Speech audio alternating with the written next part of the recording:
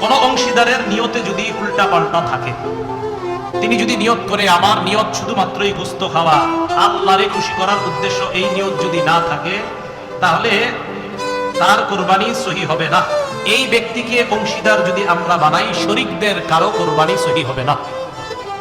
কোন ব্যক্তির নিয়ত গলত, শুধু গোশত খাওয়ার নিয়ত, তিনি একা কোরবানি দিলেও কোরবানি হবে না। তারে যদি শরীক বানাই, শরীকদের কারো কোরবানি হবে না। আল্লাহ এই জাতীয় শরীক থেকে বাঁচার তৌফিক দান করেন। জুবাইর হোসেন, আপনার প্রশ্নটি হলো, আপনি লিখেছেন বেনামাজের সাথে কোরবানির গরুর ভাগ নেওয়া জায়েজ আছে কিনা জানতে চাই। বেনামাজের সাথে কোরবানির গরুর ভাগ যথাসম্ভব আপনি নেবেন না, কারণ যিনি নামাজই পড়ছেন না তিনি কোরবানি কেন করছেন? নিশ্চয়ই গোশত খাওয়ার উদ্দেশ্যে করছেন, তার নিয়তের মধ্যে নিশ্চয়ই ভেজাল আছে।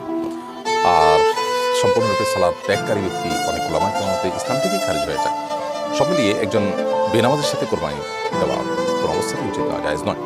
বরং একজন দিনদার মুত্তাকি পরহেজগার মানুষের সাথে কোরবানি দিবেন, এবং যদি কোরবানি দিতে হলে একটা গরুতে কয়েকজন মানুষের কোরবানি দিতে হলে সেই ক্ষেত্রে এই বিষয়গুলো দেখে নেবেন যে লোকটা নামাজি কিনা, মুত্তাকি কিনা, গোশত খাওয়ার উদ্দেশ্যে করছেন না কোরবানি তার উদ্দেশ্য, এগুলো দেখে তারপরে কোরবানি করতে হবে।